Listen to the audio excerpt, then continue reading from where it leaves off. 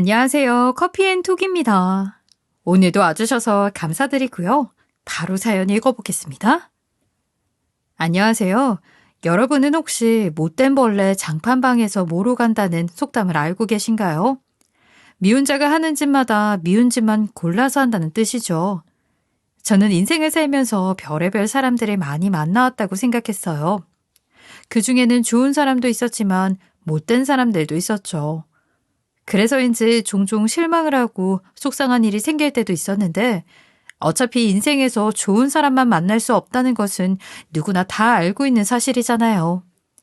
그래서 저는 인간관계에서 상처를 받게 되더라도 최대한 빠르게 이겨내려 노력을 했던 것 같아요. 그러나 지금까지는 가까운 사람에게 실망을 하게 되는 일은 없었는데 살다 보니 저도 이런 황당한 일을 다 겪게 되더라고요. 아마 이번 일은 충격이 꽤 오랫동안 이어질 것 같아요. 저는 올해로 결혼한 지 8년 차가 된 30대 후반의 여성이에요. 현재 미술학원을 운영하면서 딸아이 하나를 키우고 있죠. 남편은 8급 공무원으로 일을 하고 있고 저희 둘은 친구의 소개를 통해서 만나게 되어 결혼까지 하게 되었어요. 사실 처음에 남편을 소개받았을 때는 성격 좀 있겠다는 생각에 한 번만 만나고 정중하게 거절을 해야겠다 싶었죠. 왜냐하면 남편의 외모가 조금 사납고 무섭게 생긴 편이거든요. 게다가 평소에 남편이 본인도 모르게 인상을 많이 쓰는 편이다 보니 더 그렇게 느껴졌을 수도 있을 거예요. 그러나 사람은 외모로 판단하면 안 된다고 하잖아요. 남편과 만나보니 실제로는 마음이 참 따뜻한 사람이더군요. 상대방을 배려할 줄도 알고 참을성이며 착실함도 있어서 믿을 만한 사람이겠다 싶었어요. 그래서 결혼까지 이어질 수 있었죠. 저희 부부는 결혼 후 남편의 근무지 때문에 아예 경기도에 자리를 잡게 되었어요. 게다가 친정엄마도 같은 지역에 살고 계셔서 오며 가며 살림을 많이 도와주고 계시죠. 그러다 보니 저는 결혼 생활에 대한 부담감이 전혀 없었던 것 같아요. 무엇보다 시어머니는 지방에서 살고 계시다 보니 명절이나 제사 때 빼고는 마주할 일이 거의 없었죠. 그래서 시집살이를 당할 일도 없었어요. 물론 그렇다고 해서 시어머니에게 불만이 없는 건 아니었어요. 시댁에 자주 찾아가지는 않아도 전화는 종종 하는 편인데 항상 시어머니는 남편만 중요하다는 식으로 말씀을 하셨거든요. 예, 어머니 잘 지내고 계시죠? 어디 편찮으신 곳은 없죠? 뭐 그런 대로 잘 지낸다.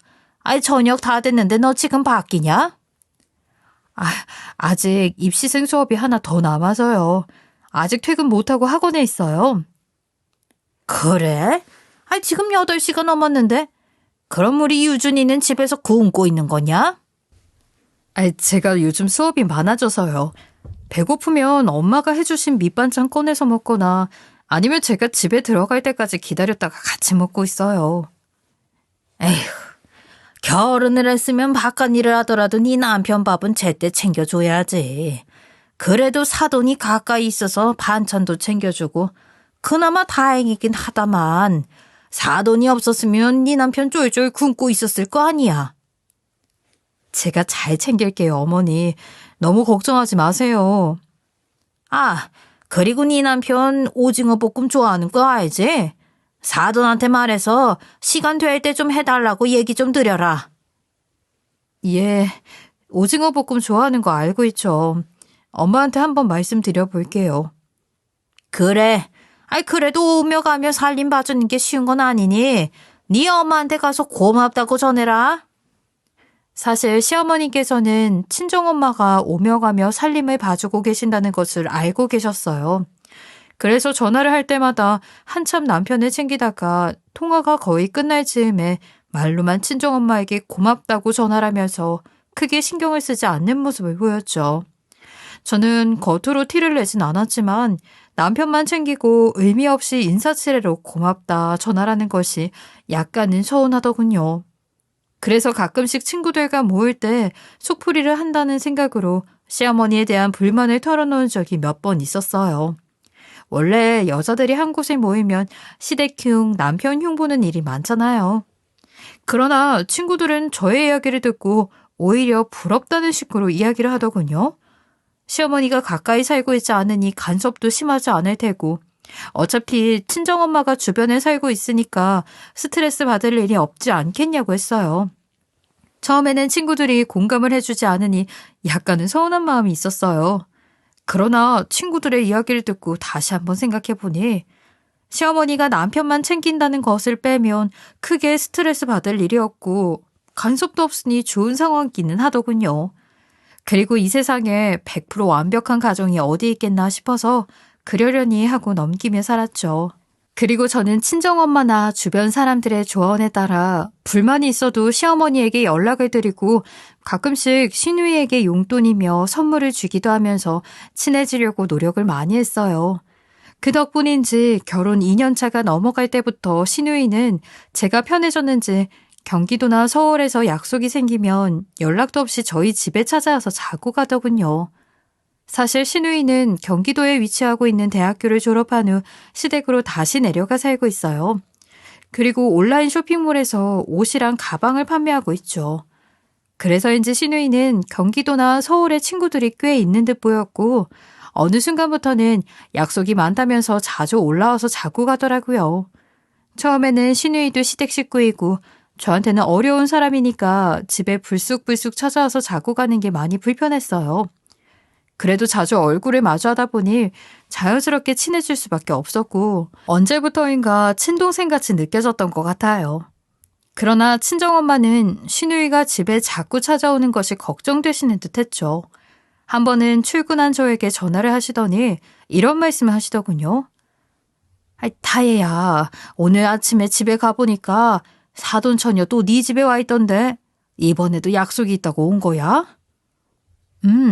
어젯밤에 친구들이랑 만난 것 같더라고. 그래서 우리 집에 와서 잤어. 아니, 아무리 시댁 식구라고 해도 그렇지. 집에 사돈처녀를 자주 들이면 어떡해. 혹시 네 시누이가 시댁에 가서 이상한 소리라도 하면 어쩔 거야? 아가씨가 시댁에 가서 할 말이 뭐가 있어. 항상 술 먹고 들어와서 집안 살펴볼 정도도 없을걸. 얘 좀 봐. 아무리 그렇다고 해도 사돈처녀 웬만하면 집에 자주 들이지 마. 괜히 가서 이상한 소리 하면 며느리인 너만 골치 아파지는 거야. 다른 사람도 아니고 시댁 식구인데 오지 말라고 내쫓을 수도 없잖아. 가끔 와서 자고 가니까 엄마도 그냥 그러려니 하고 넘어가. 친정엄마는 웬만하면 시누이가 집에 안 왔으면 하셨죠. 그러나 얼마 지나지 않아 친정엄마는 부침성이 좋고 애교가 많은 시누이에게 완전히 넘어간 듯 보였어요. 어느 순간부터 누뚱이를 낳은 것 같다면서 시누이를 예뻐하더군요. 사실 저는 갑자기 두 사람이 모녀처럼 행동하니까 어리둥절한 게 있었죠. 분명히 오지 말라고 했었는데 순식간에 태도가 180도 돌변할 줄 누가 알았겠어요. 아무리 봐도 상황이 이해가 되지 않아서 엄마에게 어떻게 된 거냐고 살짝 물어봤었죠. 그랬더니 시누이가 집에 안 왔으면 하는 친정엄마의 눈길을 느꼈던 것인지 부침성 있게 먼저 다가오고 애교도 부렸다고 했어요. 친정엄마가 은근히 무뚝뚝한 편이라서 다가가기 힘들 텐데도 애교까지 부리면서 먼저 다가갔다고 하니 정말 대단하다 싶었죠. 그렇게 시누이는 친정엄마까지 넘어가게 만들어서 약속이 있을 때마다 마음 편히 저희 집을 왔다 갔다 했어요. 그렇게 약 3년이라는 시간이 지나 저와 남편이 결혼한 지 5년 차가 되었을 때였죠. 시누이는 이전까지 많으면 일주일에 한두 번 정도만 왔다 갔다 했는데 이상하게 이때쯤부터 하루가 멀다 하고 저희 집에 찾아왔어요. 어느 정도였냐면 일주일 중 6일은 저희 집에서 지내고 하루 정도 시댁에 갔다 오는 수준이었죠. 거의 저희 부부와 함께 살고 있다고 해도 무방했어요. 약속이 있을 때마다 와서 자고 가도 된다고 허락을 하기는 했지만 저희 부부는 시누이가 이렇게까지 자주 올지 전혀 예상을 못했었죠. 그런데 문제는 저희가 결혼 5년 차가 되면서부터 슬슬 아이 가질 준비를 하고 있었다는 거예요. 사실 저희 부부는 일을 너무 좋아하기도 했고 돈을 좀 모아놓은 다음에 아이를 가지자고 합의를 본 상황이었어요. 그래서 계속 아이 없이 일만 하면서 살다가 결혼 5년 차에 접어들면서 더 나이를 먹기 전에 임신을 해보자는 생각으로 노력을 하고 있었죠. 그런데 시누이가 눈치도 없이 자꾸 집에 찾아오니까 계획만 틀어지고 불편함이 생기더군요. 그래서 저는 조심스럽게 신우이를 붙잡고 이야기를 하게 되었어요. 아가씨, 요즘 약속이 많아요?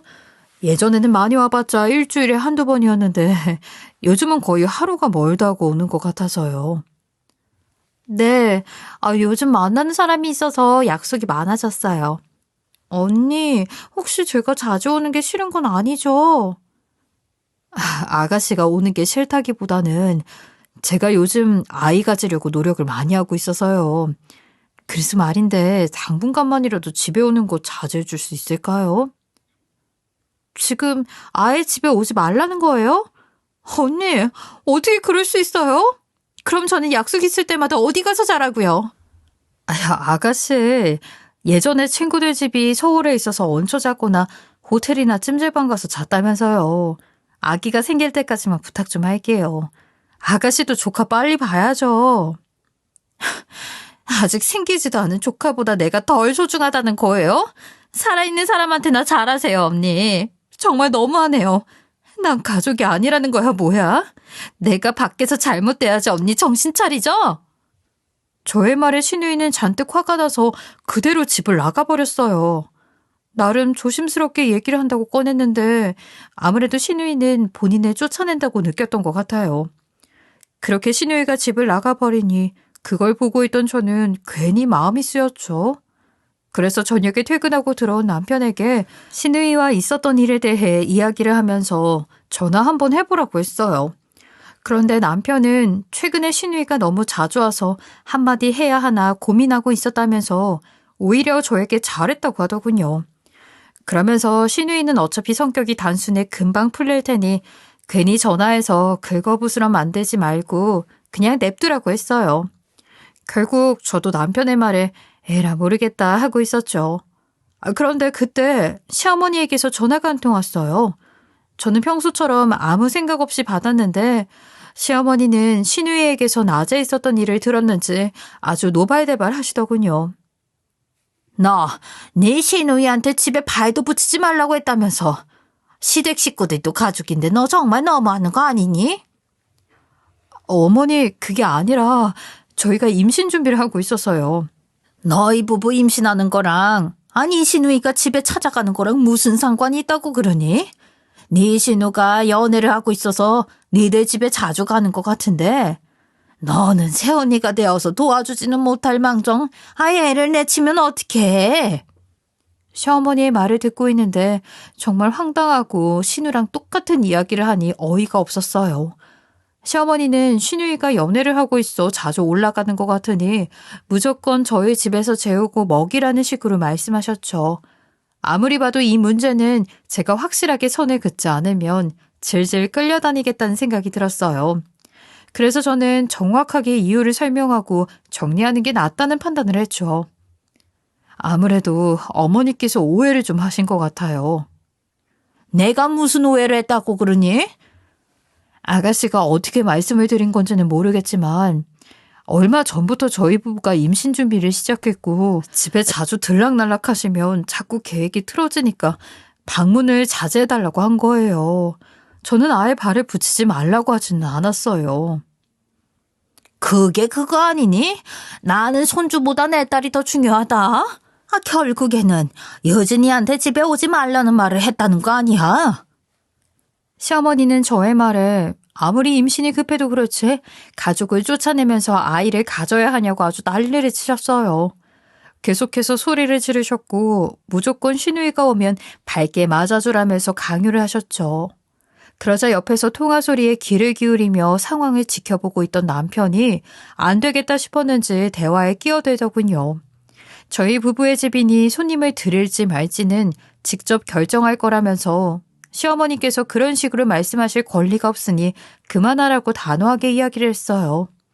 남편이 나서서 확실하게 선을 긋고 단호하게 이야기를 하며 막아주니까 시어머니도 약간 움찔한 것 같았죠. 그래서 결국 신우이는 저희 부부가 아이를 가지고 출산을 할 때까지 집에 오지 않는 것으로 합의를 보게 되었어요. 남편 덕분에 신우이와의 문제는 큰 싸움 없이 조용하게 넘어갈 수 있었죠.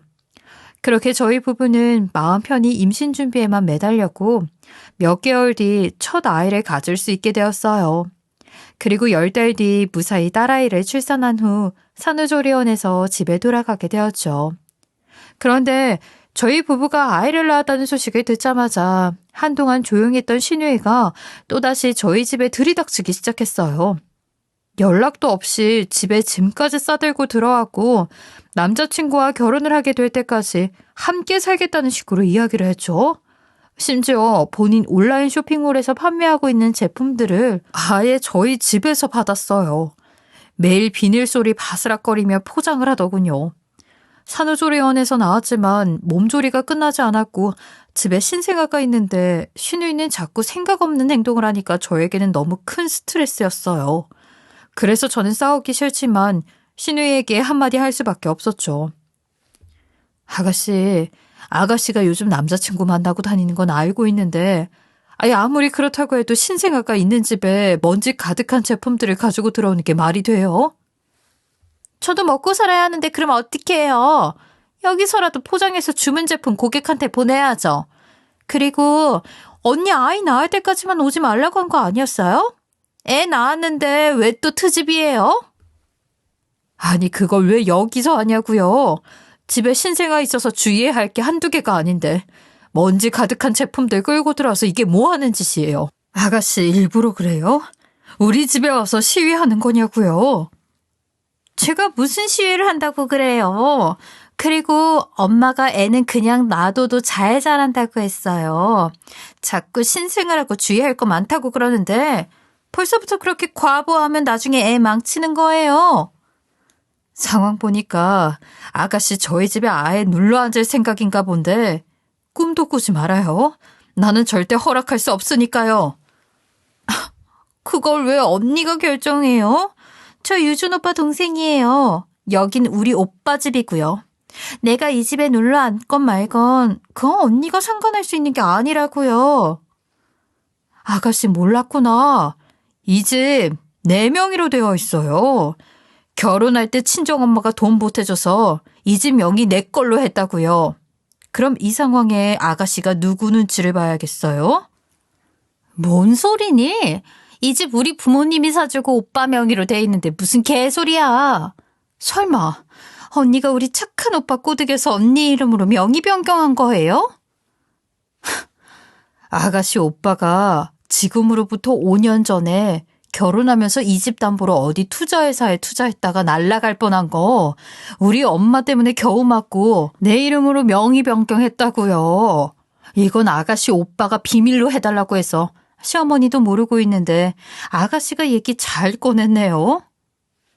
신우이는 제 말에 처음에는 상당히 당황을 하고 어버버 하더니 이내 얼굴을 싹 바꾸며 그게 무슨 상관이냐며 어차피 본인 오빠 집이라고 하면서 아랑곳하지 않고 막무가내로 행동했죠. 저는 너무 열이 받아서 마지막에 신우의 옷을 살짝 잡아당기며 내 집에서 당장 나가라는 말을 했어요.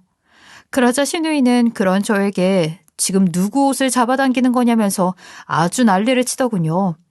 그렇게 신우이와 저는 큰 소리로 다투게 되었고 퇴근하고 집에 들어온 남편은 그 모습을 목격한 후 다급하게 앞으로 다가왔어요. 그리고 화가 잔뜩 나서 곧장 신우이를 크게 혼내기 시작했죠. 너 지금 뭐 하는 거야? 세원이한테 그게 무슨 말버릇이냐고. 아이씨, 오빠는 왜 나한테 그래? 오늘 오빠 약점 다 알았으니까 가만히 있어. 그리고 나 맞는 말만 했다고. 맞는 말 같은 소리 하네. 아무리 우리가 가족 사이라고 하지만 너 남의 집에 얹혀 사는 거야? 그럼 조용히 지내야지 이게 무슨 난리야? 아이씨, 오늘은 새언니가 먼저 시작했다고. 나 잘못한 거 없어. 오히려 새언니가 집에서 나 내쫓으려고 했단 말이야. 네 새언니 그동안 가족이라고 많이 참아줬어. 내가 몇 번이나 내쫓아야겠다는 거 다 애가 나서서 막아줬는데 너 막무가내로 나오는 거 이제 더는 못 참겠다. 새언니가 나서서 막아줬다고? 거짓말하고 있네. 오빠가 언니 감싸주려고 하는 거 내가 모를 줄 알아? 됐고, 딱 1달 시간 준다. 1달 안에 집을 구해서 나가든지 집으로 내려가든지 해. 오빠가 동생한테 너무하잖아. 1달 주고 집에서 나가는 게 말이 돼? 너도 알았듯이 여기 내 집 아니니까 새언니 말대로 해. 그나마 동생이라서 한 달이나 시간 주는 거야? 바로 내쫓지 않은 것을 감사하게 여겨라. 남편이 크게 화를 내면서 아예 집을 나가라고 하니까 시누이는 서러웠던 것인지 엉엉 울기 시작했어요. 사실 저도 그렇게까지 크게 화를 낼 줄은 몰랐기에 조금은 놀랄 수밖에 없었죠. 사실 시누이와 남편은 평소 기분이 좋을 때 서로 장난을 칠 정도로 사이가 좋은 편이에요. 그런데 남편이 불같이 화를 내면 시누이는 정신을 못 차리더군요. 저도 마찬가지로 온순하던 남편이 갑자기 화를 내면 무서울 정도인데 몇십 년 동안 그 모습을 봐온 시누이는 어떻겠어요. 당연히 시누이는 얼마 지나지 않아 눈물범벅이 되었고 겁을 먹었는지 한동안 조용히 지내더군요. 그러면서 조만간 집을 구해 나가겠다고 했죠. 그렇게 약 한 달이 다 지나갈 때쯤에 저는 친정엄마 가게에서 일을 하고 있는 친한 이모님에게 전화 한 통을 받게 되었어요. 사실 이모님은 어렸을 때부터 같은 동네에서 알고 지낸 분이라서 친정엄마가 시키지 않아도 자주 안부 연락을 주고받는 편이에요. 그래서 그날 그냥 안부차 연락을 주신 건가 싶어서 별 생각 없이 전화를 받았죠. 이모, 이 시간에 웬일이에요? 지금 엄마 가게에서 일하고 계실 시간 아니에요? 다혜야, 너 빨리 가게를 좀 와라. 네 시어머니랑 네 시누이가 와서 정옥이한테 신혼집 전세금 어쩌고 하는데 아무래도 상황이 심각해 보여서 연락했어. 네? 그 무슨 말씀이세요? 저희 시어머니가 엄마 가게에 가서 신혼집 전세금 얘기를 왜 해요? 아무래도 전화로 설명하기에는 힘들 것 같으니까 다혜 너 빨리 가게로 와. 알겠지? 친한 이모님은 당장 가게로 오라고 하시고는 전화를 먼저 끊어버리셨어요. 그렇게 끊겨버린 전화에 저는 대체 무슨 일이지 하면서 친정엄마가 운영하고 있는 가게로 달려가게 되었죠. 그런데 친한 이모님 말씀대로 도착해보니 시어머니와 시누이가 친정엄마 가게에 가서 소리를 지르며 당장 신혼집 전세금 내놓으라고 난리를 치고 있더군요. 게다가 시어머니는 헛소리를 생각 없이 내뱉기도 했어요. 당신 딸 것 이혼당하게 만들기 싫으면 내 딸 신혼집 전세금 무조건 보태. 만약 안 해주거나 우리 아들한테 이르면 지옥 구경 시켜줄 거야. 뭐라고요? 제가 사돈 처녀 신혼집 전세금을 왜 해줘요? 그건 사돈께서 해주셔야죠. 우리 아들 집 살 때에도 돈 보태줬잖아. 내 딸도 친딸처럼 예뻐하니까 그 정도는 해줄 수 있는 거 아닌가? 뒤에서 듣고 있는데 정말 기가 막히고 황당하더군요. 정말 말도 안 되는 소리를 당연하다는 듯 이야기하는데 그 엄마의 그 딸이라는 말이 왜 있는 것인지 알 것 같았어요. 게다가 남의 가게에 쳐들어와 난장판을 벌이면서 이혼 소리까지 내뱉으니 저도 머리 끝까지 화가 났죠. 친정엄마도 시어머니의 말도 안 되는 이야기에 어이가 없었는지 헛웃음을 지으면서 딸 결혼은 알아서 시키라고 하셨어요. 사실 엄마도 제 남편인 본인 사위의 실수를 숨겨주느라 이리저리 말을 돌려하고 있었죠. 특히 신우는 본인 오빠의 과거를 다 알게 되었는데도 시무를 따라 전세금 돈을 보태달라고 저러는 게 어이가 없었어요. 아주 나를 만만하게 봐도 너무 만만하게 봤구나 싶었죠. 그러자 시누이까지 나서서 앞에 놓여있는 두루마리 휴지를 내던지며 막말하더라고요. 결국 위협적인 모습에 저도 친정엄마 옆으로 달려가 나설 수밖에 없었죠. 시누이가 또다시 물건을 집어드는 모습이 보이길래 저는 경찰 부르기 전에 적당히 하라면서 시어머니 모시고 당장 가게에서 나가라며 소리를 질렀어요. 그런데 그 순간 친정엄마 가게에 어떤 여자와 남자 한 명이 문을 열고 들어오더군요. 저는 손님인가 싶어서 급하게 달려나가 지금 휴식 시간이라고 다음에 오시라며 정중히 이야기를 했죠. 그랬더니 그 두 사람은 만날 사람이 있어서 왔다고 하는 거예요. 가게 상황이 좋지 않으니 저는 어찌해야 할 바를 몰랐죠. 그런데 시누이가 멀리서 문 쪽을 바라보더니 다급한 모습으로 달려와 인사를 하더라고요. 어머님, 아버님, 여길 어떻게 알고 오셨어요? 미리 연락을 하고 오시죠. 시누이는 웃으면서 그 사람들에게 인사를 건넸지만 당황한 모습이 역력했죠. 어머님, 아버님이라고 부르는 것을 보아 아무래도 시누이의 시부모님이 되실 분들 같았어요. 그러나 신우이는 두 사람이 저희 가게를 찾아올지 전혀 예상을 못하고 있었던 것인지 안절부절 못하는 듯 보였죠. 내가 이 가게 사장님이랑 인연이 좀 있어서 인사를 드리러 왔는데, 유진이 너도 와 있었구나. 보니까 예비 사돈도 계신 것 같네. 저희 사돈 어르신을 만나러 오셨다고요? 친정엄마는 저희 결혼 문제 때문에 와 계세요. 사실 오빠 결혼시킬 때 저희 집에서 새언니 집에 돈을 빌려줬었거든요. 그거 받아서 저 결혼하는데 보태려고요. 신우이는 제 눈치를 쓱 살피더니 저희 집에 빌려준 돈이 있어 받아야 한다는 이상한 말을 하더라고요. 그 이야기를 듣고 저는 사실이 아니라며 이야기를 하려 했는데 눈치 빠른 신우이는 제가 말 꺼낼 틈을 주지 않았어요.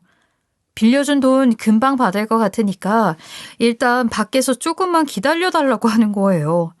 그러나 저는 그분들도 예비 며느리가 거짓말을 하고 있다는 것을 알고 계셔야 할 것 같아서 신우이 앞으로 다가가 지금 무슨 소리를 하는 거냐고 하려 했어요. 그런데 신우이 사돈분들이 신우에게 나와보라며 저희 엄마를 보자마자 인사를 건넸어요. 안녕하세요. 오랜만에 뵙네요, 사장님. 순정 씨가 여기까지 웬일이야? 여기는 어떻게 알고 찾아왔어? 이게 대체 얼마만이야? 그동안 잘 지냈어? 엄마는 신우이 사돈분들의 얼굴을 보고 아는 사람인지 반가워했어요. 그리고 신우이 사돈분들 앞으로 다가와 손을 맞잡으며 여기까지 어쩐 일로 찾아왔냐고 서로 반가워했죠. 저는 이게 대체 무슨 상황인가 싶었어요. 친정엄마와 두 사람이 알고 있는 사이인 듯 보이니 시어머니와 신우이도 굉장히 당황스러워하는 모습이었죠. 그게 유진이가 집에 인사 왔을 때 오빠네 집에서 지내고 있다는 얘기가 나왔는데 주변에 사돈 어른이 살고 계시고 본인이 예쁨을 받는다는 이야기를 하더라고요. 그러면서 우연히 사장님 가게에 대해서도 듣게 됐어요. 사돈 처녀가 내 가게에 대해 이야기를 했다고? 그럼 사돈 처녀랑 결혼한다는 남자가 혹시 중이야?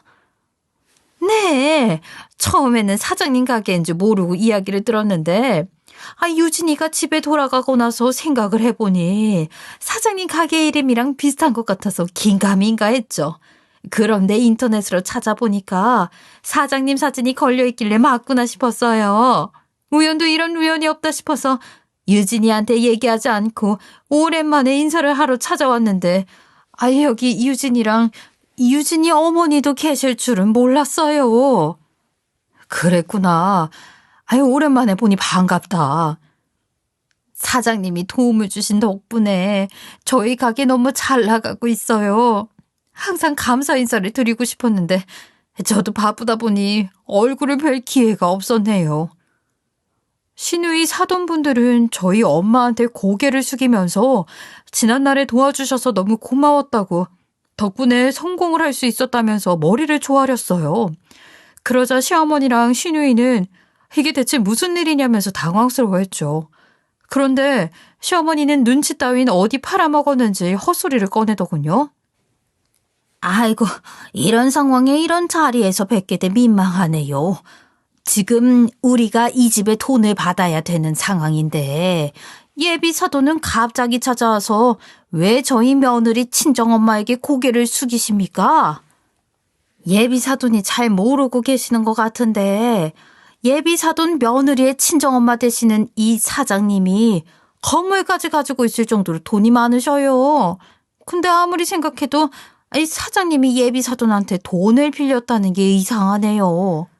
신우의 시부모님 되실 분들은 저희 엄마에 대해 너무나도 잘 알고 있었어요. 그래서 조심스럽게 친정엄마에게 저분들은 누구시냐고 물어봤죠.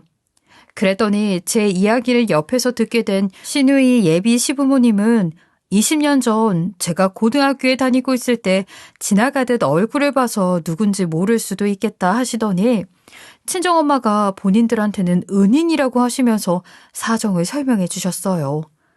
알고 보니 25년 전에 신우이 시아버지 되실 분이 다니고 있던 회사가 망했는데 나이 때문에 취직이 되질 않아서 힘들게 일용직 일을 했다고 하더라고요.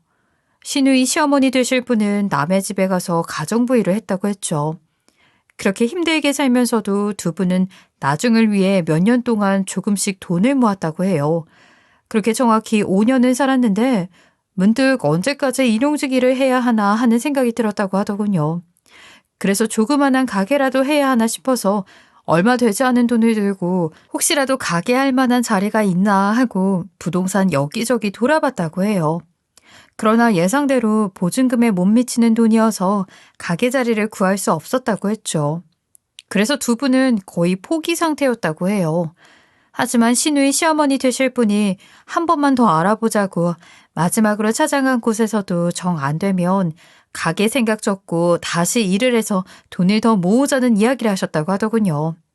그래서 오래된 듯 보이는 부동산에 들어가서 사정을 이야기했는데 마침 이해심이 많은 건물주가 하나 있다고 불러줄 테니 잘 이야기를 해보라고 했다 해요. 그 건물주가 저희 엄마였고요. 그래서 두 분은 친정엄마가 부동산에 들어오자 지푸라기라도 잡는 심정으로 사정을 얘기했다고 했죠. 당시 엄마는 굉장히 당황스러워하는 듯한 느낌이었다고 했어요. 아무리 경기도라고 해도 그렇지 두 사람이 가지고 있는 돈으로는 건물을 내줄 수 없는 상황이었다고 했죠. 그래서 두 분은 이번에도 안 되겠구나 싶어서 마음을 접어야겠다 생각하고 있었다고 했어요. 그러나 친정엄마는 힘든 세상 서로 돕고 살아야 하지 않겠냐며 신우이 사돈 내 전 재산이었던 1,000만 원만 받고 건물의 한 자리를 내어주었다고 하더군요. 그렇게 두 사람은 돈을 아끼고자 인테리어도 직접 해서 김밥집을 열게 되었고 다행히 그 가게는 너무 잘 되었다고 했죠. 덕분에 이제는 다른 지역에서 2호점까지 냈다고 하더군요. 근데 문제는 저는 여태 엄마에게 건물이 있다는 것은 전혀 모르고 있었던 상황이었어요. 그래서 엄마를 빤히 쳐다보며 신우이 사돈분들이 하신 말씀이 정말이냐고 물었죠. 엄마, 저분들이 하신 말씀이 정말이야? 엄마한테 건물이 있어? 그게 큰 건물은 아니고 3층짜리 꼬마 빌딩이야. 당시 살던 집이 재개발되면서 그 돈으로 대출도 좀 받아 보태고 가게 하면서 한 푼 두 푼 모아서 건물 매입한 거야. 나중에 내가 죽으면 너랑 오빠한테 물려줄 생각이었는데 이게 이런 식으로 밝혀지게 될 줄은 몰랐네. 아니, 그걸 왜 20년이 넘도록 숨기고 얘기를 안 한 건데. 니들 남매가 그러지 않을 거라는 건 알고 있지만 큰 건물도 아닌데 그거 가지고 싸우기라도 할까 봐. 그래서 나중에 내가 늙으면 얘기하고 반반씩 물려주려고 했지. 저는 친정엄마의 이야기를 듣고 나서 자식이 하나도 아니고 둘인데 그런 부분이 걱정되었을 수도 있겠다 싶었어요. 그럼에도 불구하고 아직까지 장사를 하는 엄마도 대단하다 싶었어요. 그런데 옆에서 시누이 사돈분들과 친정엄마의 사연을 같이 듣고 있던 시어머니가 갑자기 화를 내면서 실망이라며 손가락질을 하는 거예요. 아니 사돈, 정말 실망입니다. 그렇게 돈이 많으면서 제 딸 전세금을 안 도와주겠다고 한 거예요? 그리고 어머니 내 아들 장가 보낼 때 우리가 집 얻어줬는데 그거 갚아야죠 그럼. 이 세상에 어느 사돈이 사돈 처녀 전세금을 도와주는 곳이 어디 있답니까? 법으로 정해져 있는 것도 아니고 그건 알아서 하셔야죠. 그리고 뭘 알고 이 난리를 피워요? 그쪽 집에서 보태준 전세금 그쪽 아들이 다 말아먹어서 내가 구제해줬고 지금 살고 있는 집도 당신 아들 집이 아니라 내 딸 집이라고요. 이것까지는 사위 생각해서 조용히 넘어가려고 했는데 안 되겠네 이 사람들. 뭐요?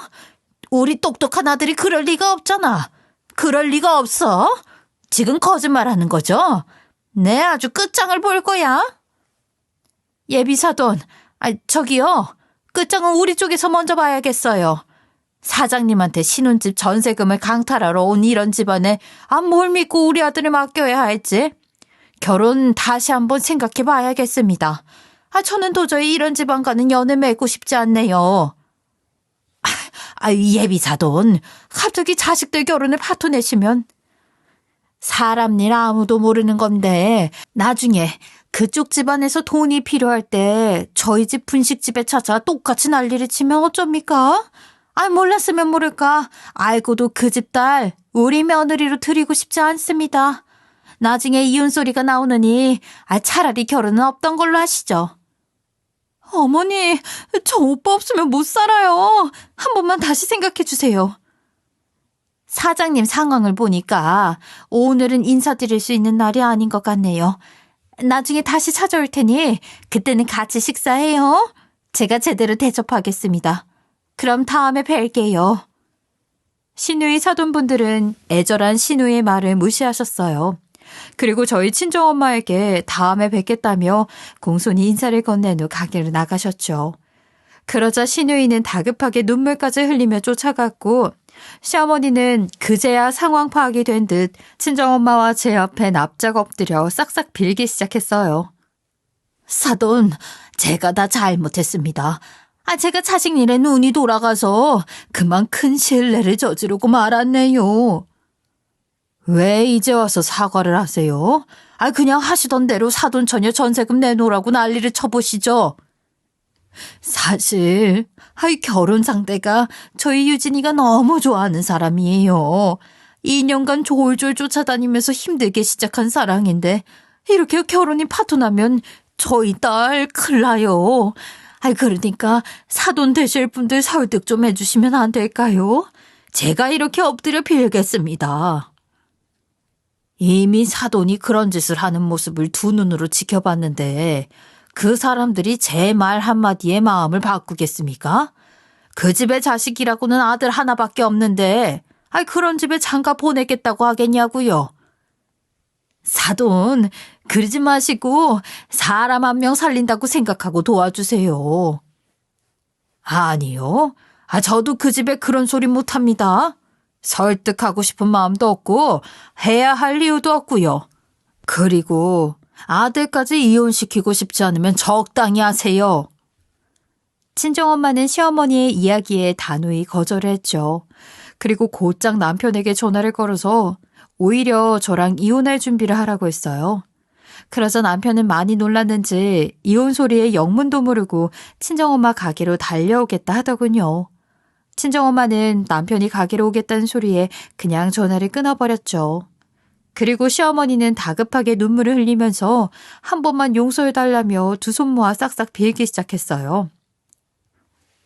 사돈, 갑자기 이혼이라니요. 이런 식으로 이혼 통보를 하는 게 어디 있습니까? 아무 죄 없는 아들이 이혼을 하는 건 안 됩니다. 제가 이렇게 빌 테니 한 번만 용서해 주세요. 왜요? 아까는 이혼 소리 잘만 하시더니 왜 이제 와서 딴소리를 하시죠? 사돈의 예비 사돈분들도 마찬가지겠지만 저도 그런 집안에 우리 귀한 딸 며느리로 살게 할 수는 없네요. 무슨 수를 써서라도 애들 이혼시킬 겁니다. 그렇게 약 20분의 시간이 지나 남편은 다급하게 엄마 가게를 찾아왔죠. 그리고는 시어머니가 친정엄마 앞에 엎드려 빌고 있는 모습을 보며 이게 무슨 일이냐고 물었어요. 저는 옆에서 사정을 설명했죠. 그랬더니 남편은 납작 엎드려 잘못했다 빌고 있는 시어머니에게 지금 제정신이냐고 어떻게 사돈한테 와서 돈을 뜯을 생각을 하냐면서 노발대발 난리를 치더군요. 그리고 저희 엄마는 본인한테 생명의 은인이라고 불같이 화를 내자 시어머니도 약간 흠칫하더니 급하게 본인이 죽을 죄를 지었다고 한 번만 용서해달라며 빌기 시작했어요. 그러나 남편은 그런 시어머니에게 앞으로는 얼굴 안 보고 살고 싶다면서 인연을 끊자는 소리까지 했어요. 그리고는 시어머니를 친정 가게에서 내쫓아버렸죠. 남편이 인연까지 끊자는 소리를 한 덕분에 친정엄마는 더 이상 이혼 소리를 하지 않았어요. 다만 두 사람이 몇 번이나 찾아와 용서를 구하고 살려달라 하는 통에 귀찮다고 말씀하시기는 했죠. 그럴 때마다 남편은 안절부절 못하더군요. 그리고 신우이는 몇 번이나 찾아가 싹싹 빌었음에도 불구하고 결국 파혼을 당했다고 해요. 신우이의 파혼 소식을 마지막으로 저희 부부는 두 사람에게 매달 보내던 용돈을 딱 끊고 시댁과는 아예 인연을 끊게 되었어요. 사실 신우이는 연애를 하느라 남편 용돈만 믿고 온라인 쇼핑몰 운영을 설렁설렁 했는지 거의 수입이 없는 상황이었고 시어머니는 맨날 여기저기 아프다면서 일을 쉬고 있었죠. 그 덕분에 시댁은 아주 난장판이 된 것 같더라고요. 두 사람은 뒤늦게 잘못했다고 살려달라며 몇 번이나 이야기했지만 남편은 앞으로 용돈도 없고 연락도 하지 않을 거라며 단호하게 이야기를 했다고 해요. 그러자 결국 시어머니는 울며 겨자 먹기로 건물 청소 일을 하게 되었고 시누이는 다급하게 온라인 쇼핑몰 운영에 집중하게 되었다고 했죠. 그러나 손을 놔버린 기간이 너무 길어서 그런지 시누이의 쇼핑몰은 상황이 안 좋은 듯 거의 망해가는 수준이라고 하네요. 뭐 결국 본인이 뿌린 대로 거둔 거죠. 차라리 그때 친정엄마에게 공손히 부탁을 했으면 상황이 완전히 달라졌을 수도 있었을 텐데 하는 생각이 들더라고요. 인생은 선택에 따라 결과가 완전히 달라진다고 하잖아요. 이번 일 겪기 전까지만 해도 인생은 정해진 대로 흘러간다고 생각했는데 직접 두 눈으로 보고 겪어보니 그게 아닌 듯 하더군요.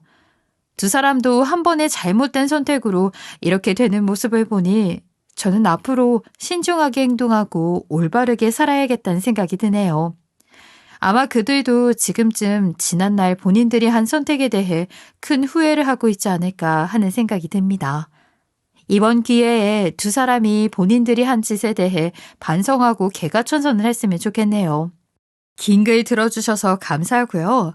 모든 애청자님들의 가정에 행복이 가득하셨으면 좋겠습니다.